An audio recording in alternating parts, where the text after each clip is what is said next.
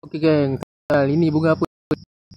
Okey, ini adalah bunga halia Okey, kalau siapa yang belum pernah tengok bunga halia, okey macam ni lah rupa dia. Okey, dia ada tangkai yang panjang daripada bawah tu, okey sampai ke atas ni. Okey, tangkai panjang Okey, dia ada bunga warna merah. Okey, itu dia. Bunga dia warna merah.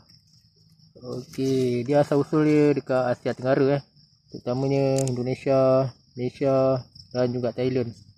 Okey, dia halia ni boleh ditanam menggunakan rhizome Rhizome ni isi dia yang dalam tanah tu. Halia yang kita gunakan dekat dapur tu kan. Itu kita panggil rhizome.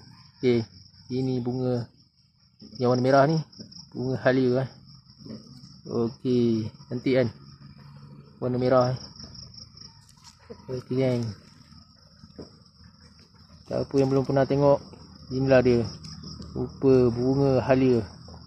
Nanti dia akan keluar dekat celah-celah kelopak ni bunga halia tu.